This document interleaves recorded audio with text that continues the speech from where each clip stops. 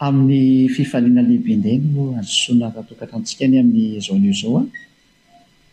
Ny ambasadeur-ny Yahosoa Elia no mandroso ratokatrantsika eo amin'ilay hoe ny Andriamanitry ny Abrahama ve miaraka amin'ny Korana Silamo sa amin'ny Sefer Torah Jiosy.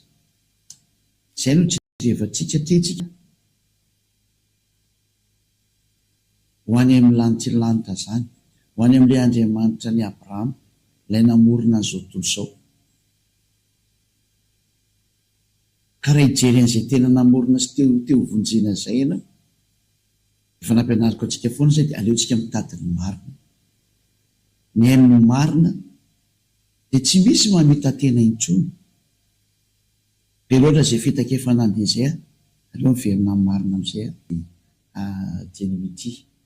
Ary fampianarana lalana fahatelo no fampianarana iarahantsika indray ny amin'izao anio izao.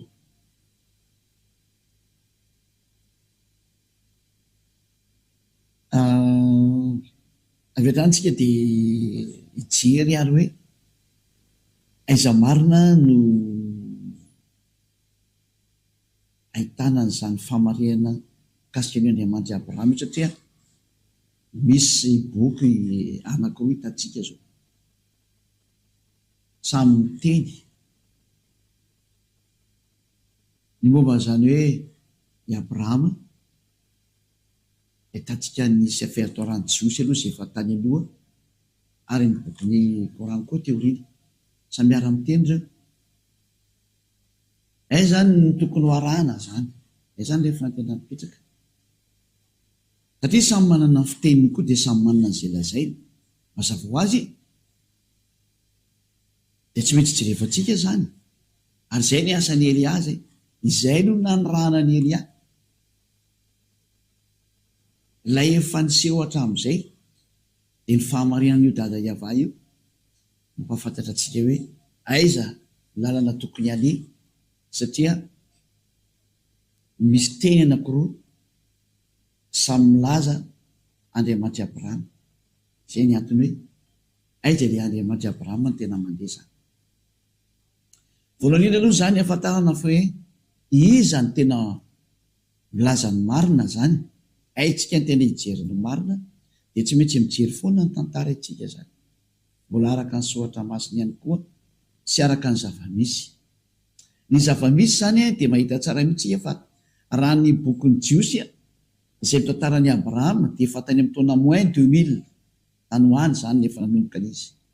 Izay ilay atao hoe Sefer Torah. Ka raha ny bokin'ny Jiosy tany amin'ny taona moins 2000 ary izay nampiany Moshe taty aoriana tany amin'ny taona moins 1500 tany ho any, dia précision moa zany dia efa ela loatra moa ny dady ka dia sarotra be noho no précision zany, fa manodidina eo daholo ny fisian'izy. Tsy moa moka daty hoe tany amin'ny taona moins 1800 tena nisy ny bokin'ny Abrahama, tany amin'ny taona moins 1300 tany ho any ny bokin'ny Moshe. Mazava zany efa tany aloha daholo zareo efa samy tany amin'ny andro tranainy.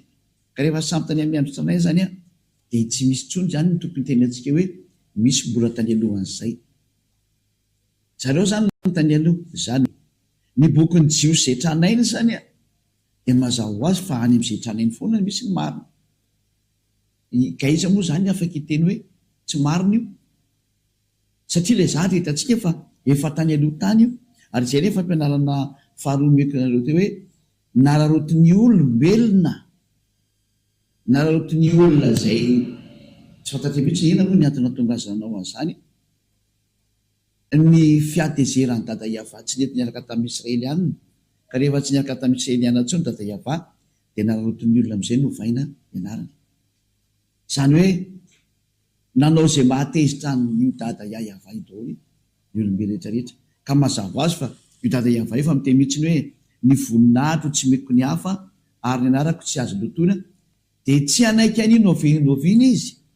Ary izay ny natongavany Elia ankehitriny anamarina an'izay teny izay, anaporofo an'izay teny izay, ampafantatra an'izay teny izay hoe tsy manaiky an'io mihitsy io dada Yava io, na iny no teneninao, na iny ho ambaranao dia tsy hoe kely noviana ty sary mandeha ty, fa izy ihany angeny nandro ihany any zanak'Israely ka raha mbola hitako fa miveriny azy zao fa fanazimbazimbana azy zao dia tsy maintsy ho avy koa ny fikapohana mafy izay ho ataony ary ity tsy vita ny fikapohana intsony fa tena fandringana sy fandravana andreo izay rehetra nanao tsinitsinina anazy satria efa namoaka teny hoe ny voninahitro tsy azo lotoina ary ny anarako tsy meko ny hafa ka raha iaiavano anarany dia tsy azo nohovaina zavatra hafa zay ka zay raha tonga tsika mijery hoe aiza zany nentana le orizinalina izy dia tsy maintsy miveny amin'ny sefertorany jiostsika fa tany nahitana any anarany hoe iaiava ary izay niantso an'izany anarana izany tahaka ny ambasadiovany Ahosoa Elia izay misy olo tena ny dada malala iaiava amin'ity planeta teranareo ity dia nilaza fa izay niaraka tamin'io Andriamanitra nitoriny Elia zao dia afaka ny fahotana laza tsy nanoteny-tsony ary lasa parfait homme parfait ary izay mihitsy moa tanjon'io Andriamanitra marina io mahatonga ny olona akaiky ho lasa parfait ho lasa tsy manoteny-tsony ho lasa tsy manao ratsy intsony ary izay mihitsy ny tanjona satria rehefa hitantsika hoe tsy mihaino ny mpanota izy io zay aloha anankiray zay fa mbola naporofo ratsy ohatra masina hoe ity misy linina na ny hoe sorotrasa anankiray koa mahitsy be akoatran'izay taona izay ny sorotrasa anankiray azay moa nahafantarany Andriamanitra hoe marina izy io satria ny tanjona dia tonga ny olona tsy ho mpanota lasa homme parfait dans toute son perfectionnement zany hoe tena olona tena parfait mihitsy ny sanzana izy tsisy problème mihitsy ny fahamasinana ary olona masina olona marina olona tanteraka satria izay ny tanjon'io Andriamanitra Abrahama io satria izay no nampiady anazy tamin'ny olona ka raha ohatra moa zany dia hiaraka aminao dia tsy maintsy lasa parfait mazava ho azy izany moa dia fanamarinana mila antsika hoe lozika be izy zany ka raha ianao mahita lasa parfait zany angeny mampitsiriritra aletsy hoe zavatra vo misy voeritretina efa misy eto amin'ity planeta terranareo ity zany atao hoe olona tsy manoteny-tsony zany ary zao Elia hitanareo zao narana voalohany amin'izany ary izay olona niaraka tamin'ny Elia rehetra dia tena afaka tamin'ny fahotana tsy nanoteny-tsony mahita an'izany ny vahoaka maneran-tany zao zavatra tsy kilalao le izy zany na hoe sankisanky fa tena fampisehoana ny fitiavana lehibe any dada malala iaiavana mazava izay teny izay ary mazava izay sary izay inona no tiana pitaina sy tiana resahana amin'izay aloha fa tsy maintsy jerevantsika kely ny sary ary empahafantarina antsika foana ny tokony atao zany raha jerevantsika indray ny bokyny silamo zany natao hoe Korana dia izy taty amin'ny taona plus 600 taty arina ela be taty vao nisy ka mazava ho azy zany fa raha taty amin'ny taona plus 600 taty vao nisy araiky be izy dikan'izany ka raha ohatra n'izany misy zahatra voalaza ao kasika an'io Andriamanitra Abrahama io dia mazava ho azy fa na izana ianao dia ary hitentsika hoe ny original foana indrindra moa ny zahatra vitan'io Andriamanitra Abrahama io dia natonga olona parfait tsy manoteny-tsony ary izay miaraka aminy araka ny tenin'io Andriamanitra Abrahama io izay nandefa ny mpamina ny farany araka ny tenin'ny dada iavana efa hoe mpamina ny Israeliana no ianonareo mpamina ny Israeliana no ianonareo ozy io dada mala iaiava io araka ny bokyny Deutéronomie 18:15 Deutéronomie 18:15 izao ny voalaza ao hoe mpamina ny Israeliana no ianonareo resatsika doloto zay tsika vao tena maki tsara ny hoe aiza nakaiza marina ny tena famarinana zany dia vakitsika ny Deutéronomie 18:15 ao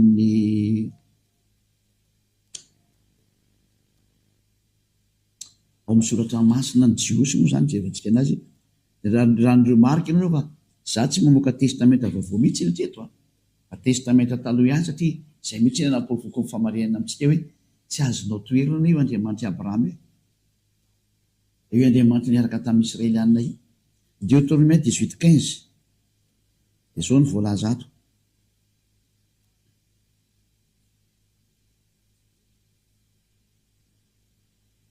18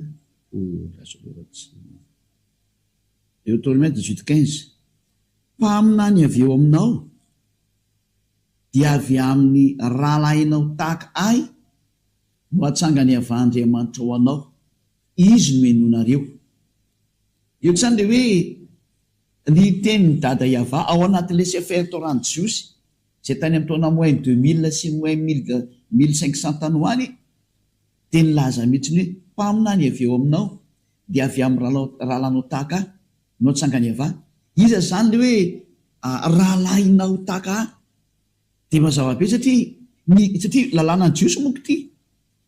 Koa ny lalàna ny Jiosy dia natokana ho an'ny zanak'Israely. Ka raha ny teny ny soratra masina hoe dia avy amin'ny rahalanao tahaka ahy zany dia reto Jiosy reto na reto Israeliana reto no niresana amin'izany. Satria izao no voalazan'ny tenin'Andriamanitra any amin'ny bokin'ny Exodus 19 hoe Exodus 19 hoe ambarao amin'ny zanak'Israely ity didy sy lalàna ity. Zany hoe lay teny eo amin'ny bokin'ny Deutéronome 18:15 zany dia ambara ho amin'ny zanak'Israely. Ka ilay rahalanao resana zany dia zareo Israeliana no resana amin'izany. Satria ry zareo no tany anefitra tamin'io fotoana io, dia izy samy misy tany anefitra zany no ifampitondra. Ka ny mitondra an' zareo zany dia reto mpaminany Israeliana reto ihany. Zany hoe samy misy sampirahalahy ihany no fidian'Andriamanitra ho lasa mpaminany ny ray amin'ny zareo na mety ny roa amin'ny zareo tsy fantatra, dia reny no mitarika anazy. Izay ny lalàna. Exodus 19 3 ka hatramin'ny 5. Exodus 19 3 ka hatramin'ny 5. Ary Mose niakatra ao amin'Andriamanitra dia niantso azy Yava tao tendrombohitra ka nanao hoe izao no lazainao amin'ny tanàna Jakôba sy ambaranao amin'ny zanak'Israely. Ianareo efa nahita izay nataoko tamin'ny Egyptianina izay nitondrako anareo tamin'ny milatriny voromahery ary nampakanesako anareo aty amiko dia 15. Ko ankehitriny raha iain'ny feoko tokoa ianareo ka hitandrina ny fanekeko dia ho rakitra soa mihoatra noho ny firenena rehetra ianareo fa ahy ny tany rehetrarehetra. Mazava be zany eto ny teny fa nambara tamin'ny zanak'Israely ilay izy. Zany hoe ilay rahalahy teny tany amin'ny Deutéronome 18:15 zany zay didiny Yava, satria didiny Yava io dia natokana ho an'ny zanak'Israely. Ka ilay rahalahy resana zany dia rahalahy Israeliana. Zany hoe ny olona voateny eo amin'ny Deutéronome 18:15 zany satria io didy ho an'ny zanak'Israely dia Israeliana no mitandrina an'io fa tsy misy mahazo hiditra ny hafa firenena. Tsy mahazo atao ny hafa firenena mihitsy miteny hoe za io tenenina io na iry io tenenina io.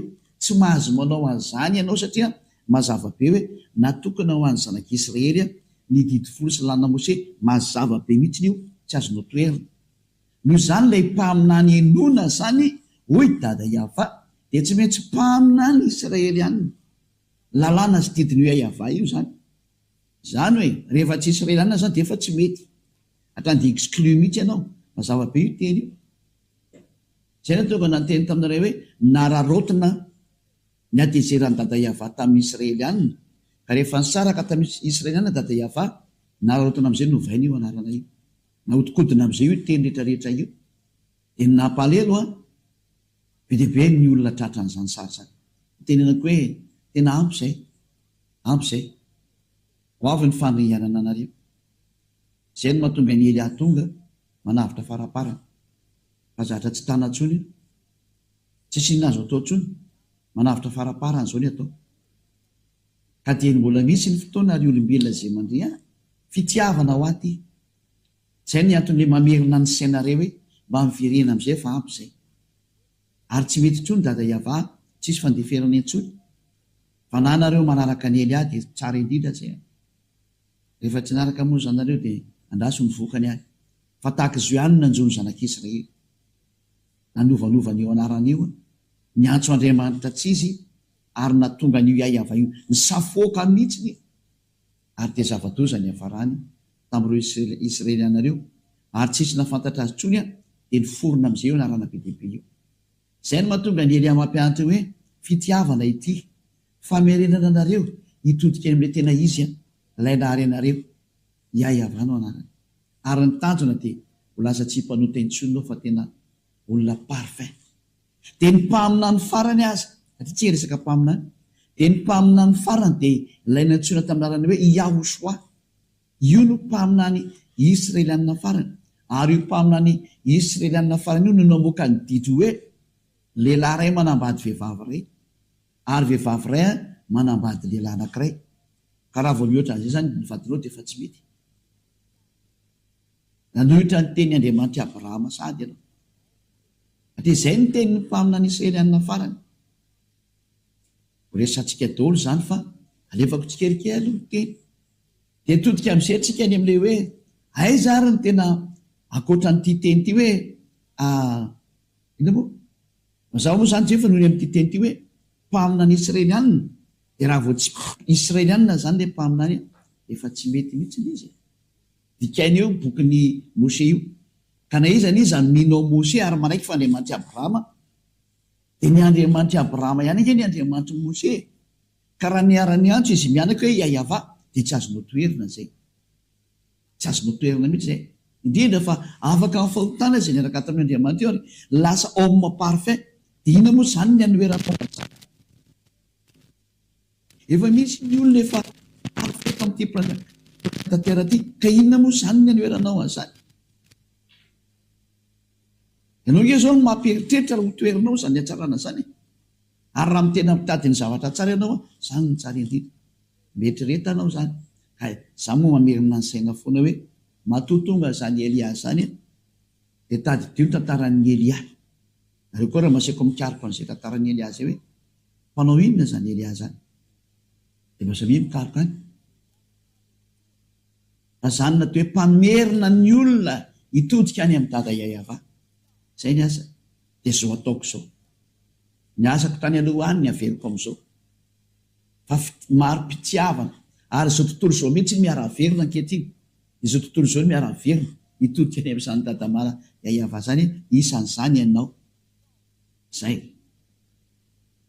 Fa Andriamanitra io tsy mihaino mpanota, ary rehefa mpanota ianao efa tsipiny eny amin'ny ianao zay. Rehefa mpangaty ianao na pisoloky, na mpiteny ratsy, mpiteny vetaveta, mpigaka toka sy mpifoka sy gara sy maro samihafa, efa any amin'ny ianao ny hafarana. Dia zava-misy tsy mety miaraka amin'ny mpanota io Andriamanitra Abrahama io. Zany anie ka tsisy. Na hiteny iny ianao na hiteny iny dia tsy misy mihitsy zany. Tsy miexiste zany, ary izy tsy azonao forsena. Ka hoe forsena tsy maintsy miaraka aminao? Non, tsy azo forsena izy. Ianao ny forsena hiaraka aminy dia manarany izay ny tenenina. Aitsika izao mahita hoe nitrana indrindra dia ny bokin'ny Jiosy, ary tsy manota intsony izay miaraka aminy, hita daholo ilay condition. Mazava zany fa ny anarana marina dia Yahva, satria izay ny afaka amin'ny fahotana. Izay koa ny ela indrindra, izay ny voalaza soatra masina ny Jiosy, ny Sefer Torah, ny résultat hita tsy manota intsony, lasa parfait. Ina moa zany edivanao amin'izany? Iny ilay izy. Tsy azo atao mihitsy ny miady amin'izany. Na anohitra an'izany fa ny ataonao mieritrereta. Tokony ho vonjena ianao dia meteza ho vonjena. Ary mitodika amin'ny olombelona rehetra mihitsy ny Elia hoe meteza ho vonjena, indray araka amin'ny Elia amin'izay. Ho any amin'ny lanitra ny lanitra, ho any amin'ny dadamala Yahva. Faharoa, hiteny io dada Yahva io hoe tamin'ny Abrahama hoe amin'ny taranaka ao no hitahiko ny firenena rehetra. Dia indray zany sary manaraka. Eo ho tahina zany ny olombelona amin'ny alalan'ny taranak'i Abrahama. Aiza izay fitahiana izay no handeha? Any amin'ny taranaka an'izy. Dia tsy maintsy araka ny bokon'ny Sefer Torah foana ny jerentsika tia. Io ny tranainy indrindra. Tsy afaka hijery ny taty oriana mihitsy satria mazava ho azy efa misy ny tany aloha original ary mahafaka amin'ny fahotana. Izay mihitsy ny tanjony dia miverany original foana tsika. Lozika be zany. Izay efa tany aloha tany. Na ianao na ve mahita ny eo ity original dia ahoana ny makany amin'ny tsy original kosa. Fa tsy solona be vava angeny ianao amin'izany amin'izany. Ary izay ilay hoe lasa avinavina. Dia tolonao makaiza moa zany zao ilay avinavina. Iza zany ny azo tombony amin'izay? Tanao fa tsy misy. Aleo tsika mitodika any amin'ny ilay tena mahatonga antsika hoe ho tena voavonjy mihitsy izay foana jerevana zay. Ary efa migadona ny andro farany zao. Hitantsika eto fa andeha ny fahatantarany teny dada Yahva. Na io ady eo amin'ny Rosianina sy ny Ukrainianina io. Efa tia guerre nucléaire mananontanina ty. Efa fanapory foana fa migadona ny farany. Ka aoka tsika samy tonga saina hiverina any amin'ilay famarinana fa tsy azakazaka ho any amanonao foana efa tongotra loatra ny andro. dahorantsika ry hijery amin'izay raha ny sara araka ny boky ny Genesis 4:20 ojevantsika aloha zay teny zay.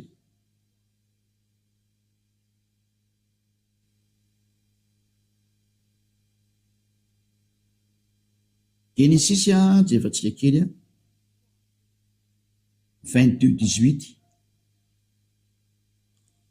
Genesis 4:20 andeny 7:10 zao ny voalaza ato. Re asaiko sotosika ty Genesis 22:18 dawary ary amin'ny taranakao no hitahinany firenena rehetra ambony tany satria nanaiky ny teniko ianao. Misy zany ny fitahina ho an'ny firenena rehetra eto ambony tany any amin'ny taranaky Abrahama no misy izay zavatra izay ao amin'ny taranaky Abrahama. Nakaiza ty fitahina ho an'ny firenena rehetra ty dikan'izay dia mazava ho azy fefa nisy koa ny teny efa ny fanaovan'Andriamanitra hoe ity taranaky Abrahama ty kosa nefa dia ho andevozina eo amin'ny 700 taona eo zany maherikelina eo zany izy ho andevozina 700 taona ny zanak'Israely any amin'ny tany zay tonga azy andevo. Zay ny tena taranaky Abrahama, ka tsy misy taranaky Abrahama nandevozina 700 taona afa-tsy ny taranaky Abrahama tamin'ny Isaka.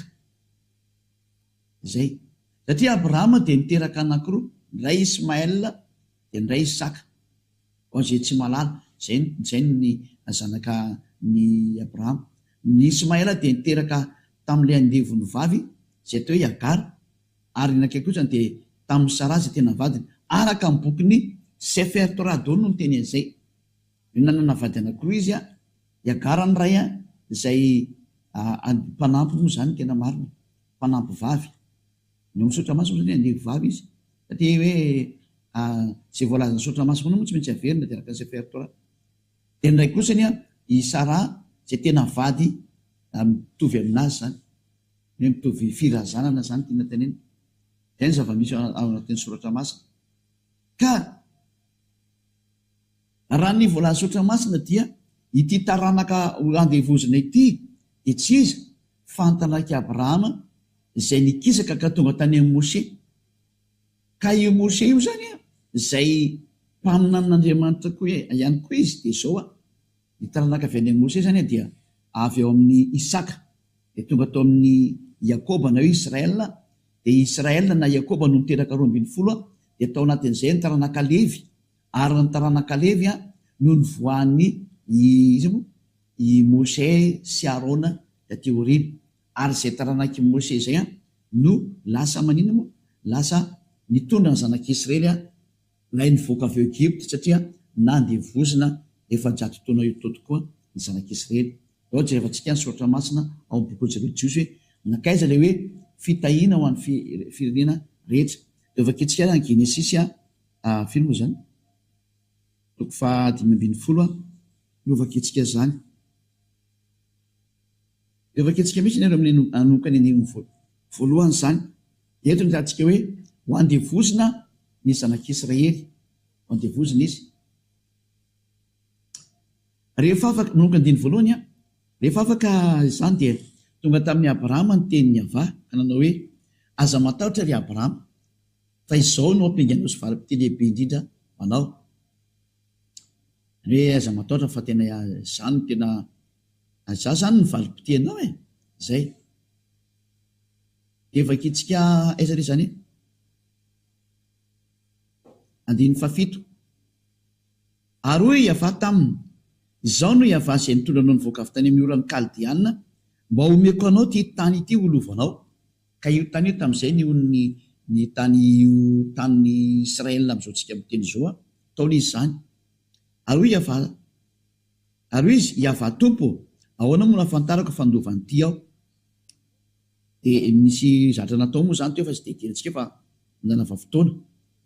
Dia ao amin'ny 7:10 Ary hoe avata amin'ny Abrahama, ako fantatrao marina fa ho vahiny any amin'ny tany zay tsy azy ny taranakao ary anompo ny olona any izy ka paoriana 700 taona. Zay. Fa izany fiaina zany kosa zay ho tompony dia ho tsaraiko, ary rehefa afaka izany dia voaka izy ka mitondra rem-behivava. Zay. Eotra ny teny dia hoe, ozy dada Iava mantsy ny Abrahama hoe, ho vahiny any amin'ny tany zay tsy azy ny taranakao ary anompo ny olona any. Zany hoe lasa andevo zany zareo koa. Ka io le taranak'Israely io zay andevo tany Egypta nandritry ny 700 taona teo zany, araka an'io teny io. Dia aiza ary io tany io? Dia mbola nomena zany io tany hoe, io tany io dia tsy aiza fa io Israel amin'izao amin'ny teny zao eo amin'ny 9:20. Ary io le mampiady ny arabo-palestinianina sy ny israelianina, ary mahatonga ny sary mampiady foana ny any amin'ny fahatsomoana ireo mandrak'izao.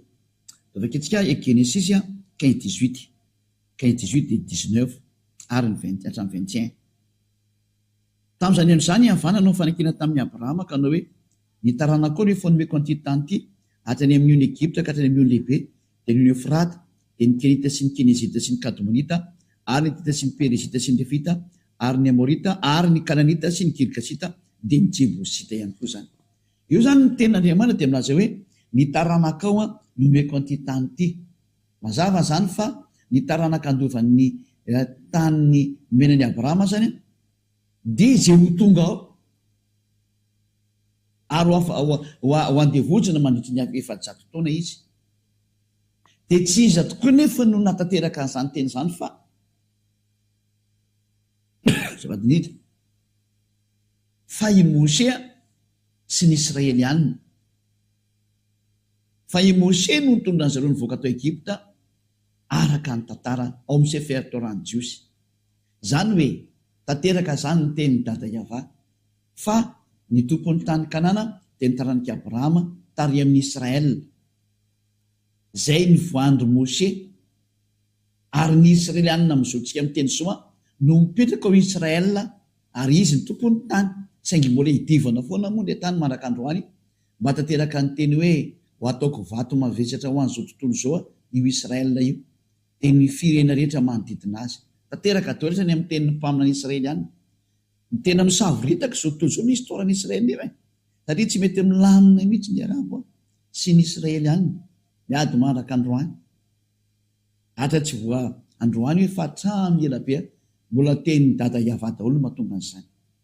Zareo tsisy afaka miala amin'io dada Iava io zany mihitsy ny teny daholo io tanteraka io.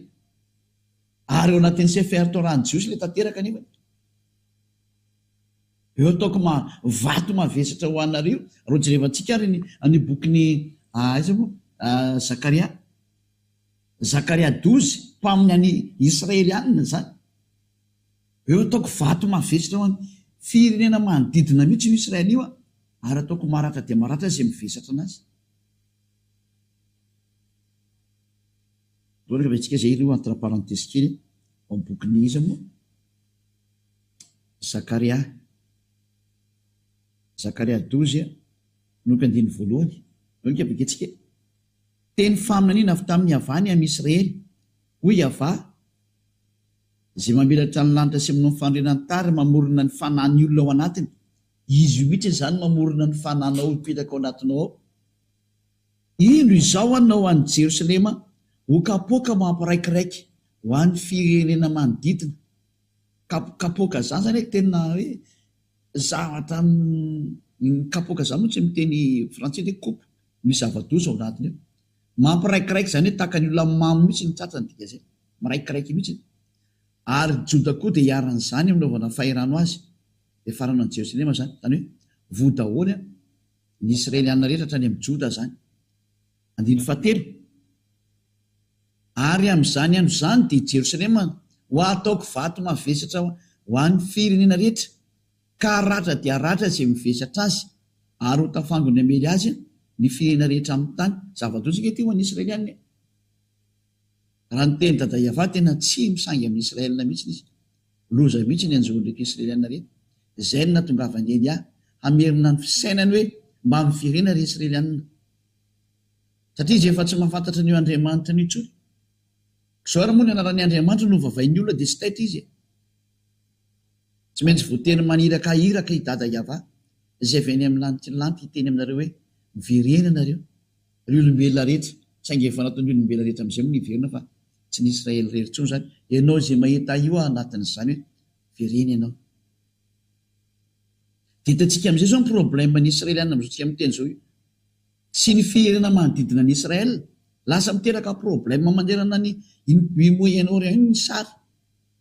Tena lasa olana mihitsy zao io Israel io, lasa vato manahirana, lasa miteraka problème amin'izao tontolo zao izay mbola resantsika maneho ariana fa aleo nde ny fampianarana mikasika any amin'ity sary ity fa ny tiako apetraka amintsika hoe tsy misy afaka miala amin'io Andriamanitra Abraham io satria miatra foana ny teniny. Ary ny anarana zao ampianarako antsika zao hoe Yahva no anarana. Zay ny anarana marina. Ary zay le mahafaka amin'ny fahotana. Mazava ho azy zay. Dia ndao reo jevantsika le teny hoe i Moshe nanao an'io zavatra io. I Moshe no nitondra azy ireo niala avy tany Egypta araka ny soratra masina zany. Zay ho jerevantsika io tiany koa. Ndao reo vakitsika daholo no teny hoe i Moshe no nitondra azy ireo nivoaka zany. Ka rehefa fantatsika fa i Moshe ilay nitondra azy nivoaka tokoa, ary tanteraka daholo le hoe hivoaka avy eo amin'ny toerana nandevozana anazy izy, dia mazava be fa le efa-jato taona zany, dia mazava be fa ny zanak'Israely ity resana ity. Ka le zanak'Israely zany rehefa nresana dia miaraka amin'ny zanak'Israely zany io Andriamanitra hoe ny taranakao no hitahiko an'ity izao tontolo izao ity amin'ny taranakanao. Zany hoe rehefa hitahiana zany makany amin'ny taranaka dia izay andehanan'ity teny hoe andevo efa-jato taona izy. Ka le andevo efa-jato taona dia tsy misy afa-tsy ny Israely rery ihany, ary tsy isy tsony mandraka androany. Tsy ny Sinoa ny andevo, na ny Arabo ny andevo, na ny Amerikana ny andevo, na ny Malagasy no andevo, na ny Afrikana, na ny Japonais, fa ny Israeliana no andevo efa-jato taona. Zay ndao tsika ary hamaky an'izay teny izay ndray araka ny soratra masina zany. Vaviketsika indray aiza moa zany misy an'izay mbola karotsika kely vetivety kely zany. Exodus indray no vakitsika.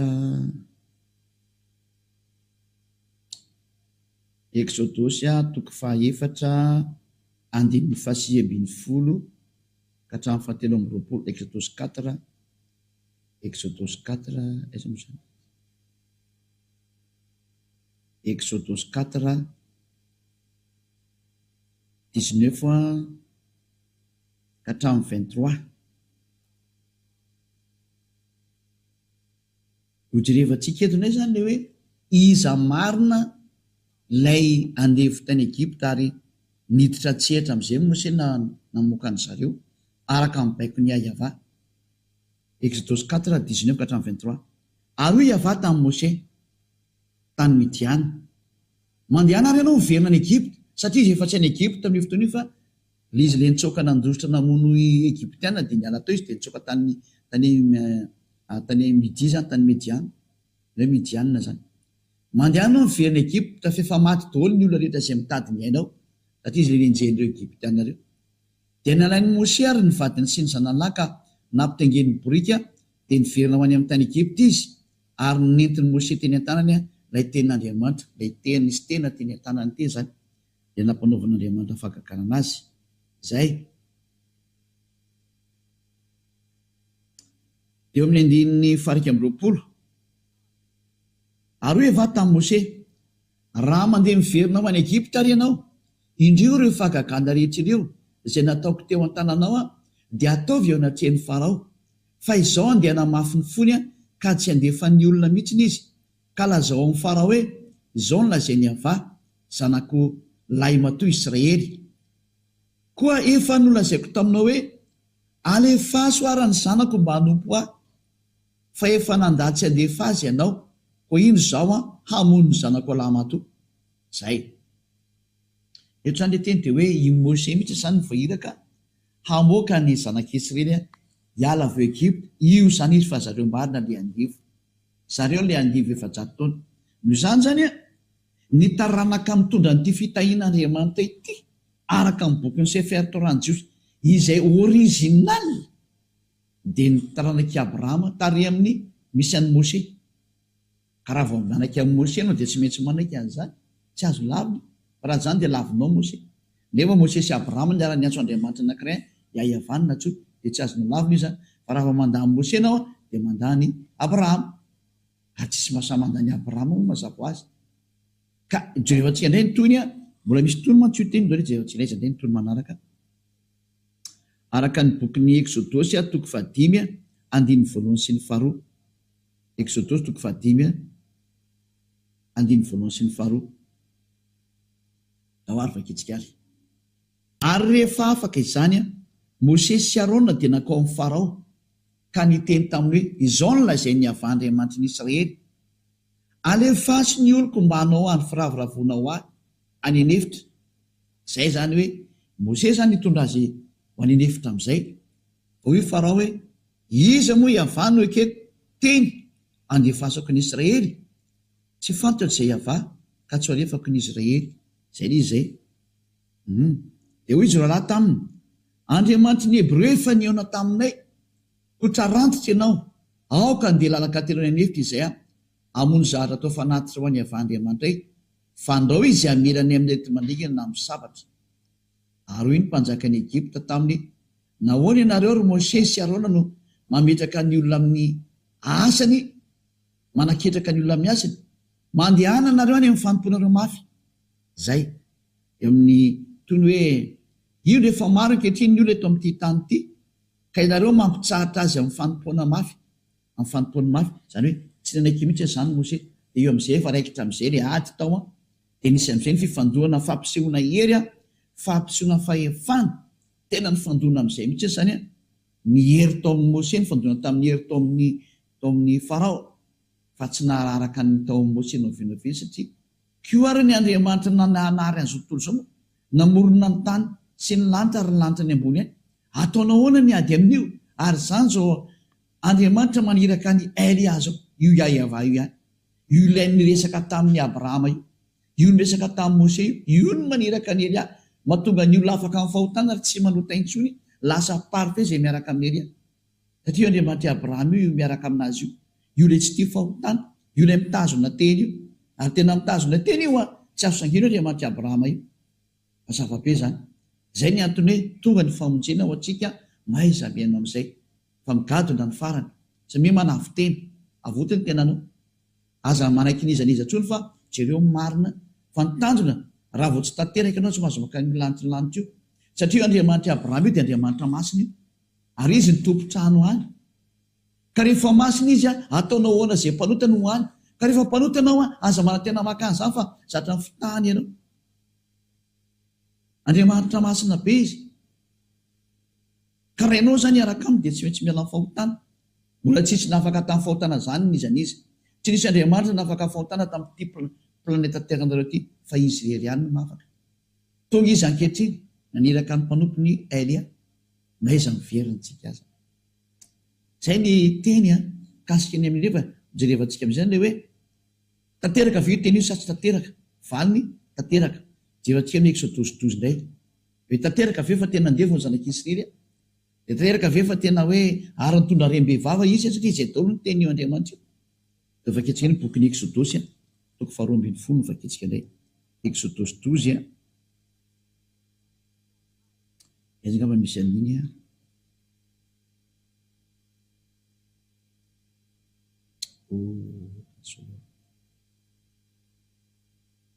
Exodosy 12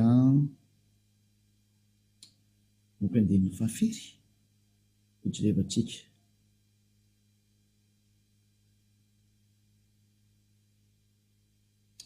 Andin'ny fahatelopolo vaketsika Exodosy 12 manomboka amin'ny 30. Ary ny fora mbola alina ary Farao dia izy sy ny mpanompony rehetra araky ny Egyptianina rehetra. Fa nisy fidradradradrana mafy tany Egypta satria tsy nisy trano izay tsy nahafatesana araka ny teny dada Eva hoe vonoko ny lahamatoany. Zay rehefa matano izy dada Eva vonoko ny lahamatoany. Fa izy tsy amelanareo andeha fa vonoko ny lahamatoany, maty daholo ny lahamatoa tao tanàna. Dia nampaka ny Mose sy Arona ary izy. Andiny faraka amin'ny telopolo indray izay zany.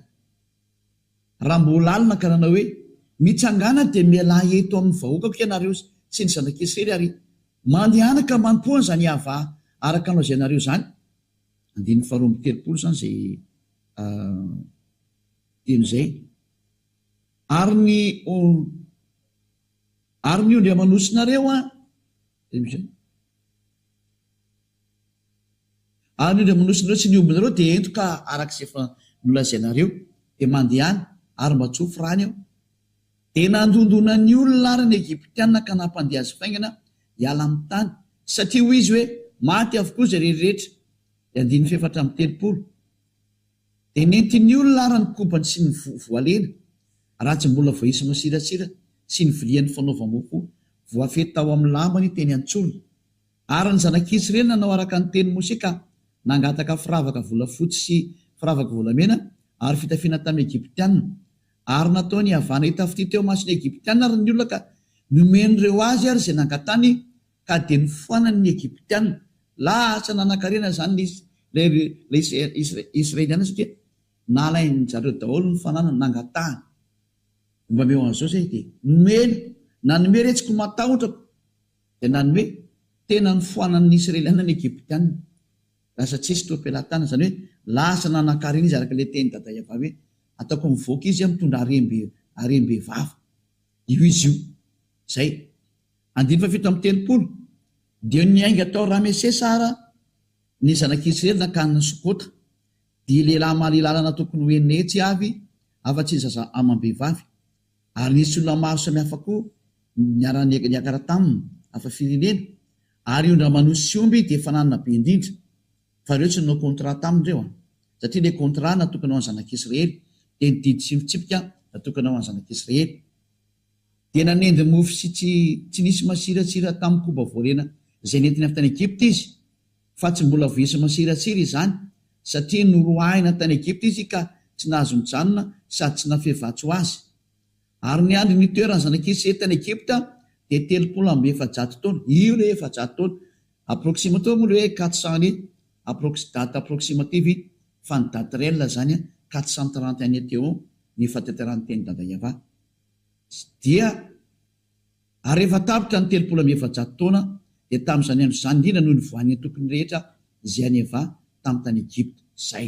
Mazava zany fa ny sary eto dia mipetraka mihitsy hoe tena ny zanak'Israely ilay andevy tany Egypta. Ary Mose no nitondra azy. Ary ny mpaminany nasena nitondra azy dia mpaminany Israeliana. Raha vao tsy Israeliana zany io mpaminany io dia mitsipaka ny tenin'ny dada Iava. Ilay manala ny fahotana ary ilay hita tao anatin'ny bokin'ny Sefer Torah Jiosy izay tranainy indrindra. Satria ny hita tao dia ny anarana hoe Iava ary izay miaraka aminy dia tsy manao tentsony ary parfait tahaka ny Eliazy miresaka aminareo izay ny rany io Iava io mihitsy. Azavy hoe zany teninareo zao fahatsarana zao. Mamerina endo amin'izay araka aminy. Miazaka zay araka aminy amin'izay fa miverina izy io ary miverina tsy azo sangy fa miverina tena andrava sy androdana sy anapotika ny Andriamanitra tsy izy rehetrarehetra. Efa ampy izay fampitahana zay. Be loatra le izy. Be loatra ny olona efa lasany amin'ny fahaverezana mandrakizay. Dia any amin'ny faremy rehetra avy sy ny solofara. Fotoana ny famonjena zao. Zay ny antony zao fanamporofona zao. Aza manaiky tsony ny zavatra fafa satria tena manome ny fanamporofona rehetra mihitsy zao hoe Elia. Porofona taminareo. Inona zany ny boky marina ahitana an'io Andriamanitra Abrahama io dia ny Sefer Torah Jiosy. Ankoatran'izay zany tsisy miteny zavatra tena mitombona tokoa ary tena tsy marina mihitsy satria maninona? Izao tsy mamarina anazy satria tsy hitao mihitsy ny fepetra ny teneko taminao hoe ilay taranaka nandevozina 700 taona, 700 taona ny Israeliana. Ny mpamina ny tenena tsy maintsy Israeliana satria izay ny teny io Iava io. Ary ilay taranaka andovan'ny tany Kanana dia mbola Israeliana. Hitantsika mipetraka ao Israely zareo manakandroany. Mazava zany fa tena tsy azo toerina mihitsy io teny io. Fa ny Andriamanitra ny Abrahama izay marina zany Iava no anarany. Ary ny entana famarinana dia ny bokin'ny Israeliana no marina ny Sefer Torah Jiosy. Ary tonga Elia merina hoe io amin'izay arahana. Saingy mba palelo zareo tompony ary moa tsy ndrarana azy. Iny tena zava-tozy. zareo israelianina zay tompony zao famarina zao mihitsy no manitsakitsaka nio teny io iayava io, ary zay moa no nandroanany zareo, ary mandraka anao izy dia tsy manana herintsony hitazona inherin'io teny io, fa nilozan'Andriamanitra izy, ary zany nandrananely hamerina amin'ny olona rehetra hoe tsy maty akory ny Andriamanitra ny Abrahama iayava io, ary tsy mety maty io, ary ny teniny koa tsy mety maty. Fa tonga ny fotoana ankehitriny hamerenana ny zao tontolo zao hiverina amin'ny Andriamanitra Abrahama io iayavano anarany, ary zay fitanareo hitapoky temperenana ny famarinana afaka ny fahotana izay miaraka aminy alasa parfait. Ary isan'izany zao ny tenin'ny mpaminany farany Israeliana zay fatindra, ny tenin'ny mpaminany Israeliana zay farandrindra hoe Yahoshua, zay mbola atorantsika ihany koa hoe lehilahy ray manambady vehivavy ray. Efa tsy parfait anao raha vao lehilahy anankiray manambady olona telo nefatra na dimy na folo, raha vao mihoatra indray dia efa tsy mety. Voatran'izany tokoa na namoran'ny Andriamanitra ny olombelona hatrany amin'ny Genesisy na ny Beresita ny Jiosy hoe lehilahy ray ho an'ny vehivavy ray, ary vehivavy ray ho an'ny lehilahy ray, raha vao zany dia efa tsy tanteraka ianao, vous n'êtes pas parfait. Ka izany teny rehetra zany no ampitaina amintsika ny amin'ny fahamasina sy ny fahamarina. Raisina tokoa nge raha hoe tena manana miaraka amin'izany Andriamanitra Abrahama zany, tsy mety mampijaly io nge io e. Raintsika ohatra fotsiny any hoe na ianao manambady vehivavy be dia be io, dia ianao tsy eritreritra fa tsy alahelo ny anankiray amin'ireo, efa mitondra alahelo izy dia efa tsy mety nge zany. Zay ny tonga an'Andriamanitra hoe lehilahy ray ho an'ny vehivavy ray, ary ny fifankatiavana dia tokony hitovy. Zany io Andriamanitra Abrahama io tsy mety miangatra mihitsy io. Tsy hoe ianao ihany mieritreritra momba ny teninao fa tsy mieritreritra ny hafanao. Zany ilay Andriamanitra Abrahama. Ohatra zao zany ny fitsangatsanganao, tsy menatra mihitsy ianao dia mitsangatsanga fotsiny zao, satria fitsangatsangana anie zany sary hoe tsy vadinao nefa mivadinao e, zany zao fa fitsangatsangana zany. Eo zao dia maniry oatra ny anana zany, zavatoza amina tamo mihitsy iny. Anisan'izany zao hoe tsy mahaparfait anao daholo ny sary ohatran'izany, ianao miteny ratsy, ianao misoloky olona io,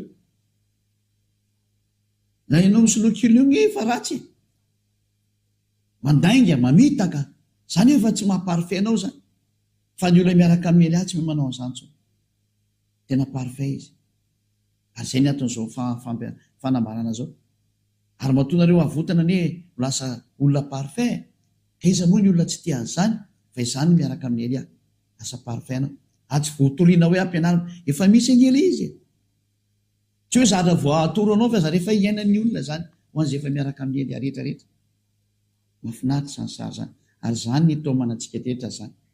Dia vita zany zay jereva manaraka indray hoe hotoizantsika ihany fa inareo foana ny toy hoe inona indray mbola fampianarana mikasika an'izay mbola sy jerevantsika ho fanaporofona hoe miverena amin'izay amin'ilay Andriamanitra tena marina, ny Andriamanitra ny Abrahama iayavano anaraka. Ary arao ny tenin'ny mpaminany Israelianina, fa raha voatra zany dia tsy ao anatin'ny linina ny marina mihitsy hoe vous n'êtes pas dans la ligne de la vérité. Tsy ao mihitsy, tena hors sujet mihitsy ianao. Ka zay ny asan'ny Elia mamerina anao ao mba ho voavonjy daholo ny olombelona rehetra, satria efa any ny mpandringana, efa manao ny asany ny mpandringana, efa mandrava reo. Zay ny antony hamonjena aingainana rehetra rehetra io, satria tsy azonareo toerina io zavatra io, efa any izy any. Niany ny Elia miteny fotsiny ireo nefa ny azy efa atao. Ka samia mieritreritra atsika fa tena fanavotana zao, manavitra ny olombelona rehetra Elia mialohan'ny anam-potena anareo. Ny aiza koa ny ampitombona zany dia ho hitantsika eny re, aleo ny tantara indray ny ampiseho ny marina, fa zay ny teneny Elia rehetra izy ho tanteraka zao. Nanareo kely ny historan'ny Rosianina sy ny Ukrainianina io, dia arao kely hatramin'ny farany. Efa nampianariko anareo fa ho maty ny Deutéranareo tao ambony tany. Dia ho hitantsika eo ny toy ny fanambarako teto daholo zany. Fa zay aloha ny amin'ny androany mazava zany ny teny fa rehefa tianao zany ny teny araka amin'ny Andriamanitra Abrahama ilay teny hoe Andriamanitra Abrahama ilay tena marina, dia ny anarany dia iayava. Ary any amin'ny bokin'ny Sefer Torah no ahitanao anazy, iny ny trana indrindra, ary izay miaraka aminy dia tsy tia manao ratsy intsony ary tena lasa parfait. Zay fa dia tena anjaranao zany misafidy iaraka amin'ny io Andriamanitra Abrahama io iayavana anareo, ary manaraha ny Elia amin'izay manomboka izao. manarany Elia, anavitra anao zany Eliasa, amonjy anao, ho lasa homme parfait anao, tsy misy zatra ataonao intsony zany hoe ho any fiainana manak'izay zany, fa izany no tena fiainana manak'izay zany, ho any amin'ny Andriamanitra Abrahama iahavanao anarany. Mivavaka isika. Sotra betsaka tatamalaly iava. Fa ianao tokoa no naniraka ary nataoko ny asanao ary mbola anao indray aza aho. Mbo famonjena ho an'izao tontolo izao, zao teny izao. Tena fanafotana. Ho lasa tena tsisy kiana intsony ny olona. Homme parfait. Fa izany ny antony namonjenao azy. Izany natonga ny teninao tamin'ny Abrahama hoe ho fitahiana ho an'ny fiaina rehetra, ho fanafotana ho azy ny dikan'izany. Sotra betsaka tatamalaly iava. Efa mandeha ny teninao amin'ny fanavotana ary ho tonga hatrany amin'ny fanafahana izao. Teny tena hoe lasa olona vanina ny olona, lasa olona sambatra ny olona, lasa olona tena manana fahasambarana ny olona rehefa tafaraka aminao. Fa izany tolo ny antony sao. Iza moa tsy maniry an'izany, fa ankehitriny dia efa tena misy izany. Sambatra izay tsy manota intsony, ary sambatra izay efa lasa tanteraka izy ka tsy tia ratsy intsony lalakale. Dada iava malalo, sotra betsaka ny amin'ny teninao rehetra. Ary mbola ho avy ny fampahafantarana ny zavatra rehetrarehetra izay mikasika ny amin'izao famonjena izao, dia avy amin'ny tenina hoe mpamina ny Israeliana no inonareo. Dada iava malalo, sotra betsaka ny amin'ny famonjena izay nomenao ny olona izay efa iainanay ankehitriny. Voninahitra no mandrakizay. Ary minaranao hoe Ahosoa naovana ny teny rehetra. Haleluia. Amen. Dia mirary izy sao tsiketra samy hotahina amin'ny zetra ataontsika, hotahina amin'ny zetra ho lalakalentsika, ary manarahany dadamalaly iava vonjeny fananao, ary arovy ny fananao mba ho tonga soany amin'ny lanitry ny lanitra, tsy manota intsony misy zany dia samy tainao soa ataony amin'ny araka indray mandrapiona mandrapesaka eo matoly azy.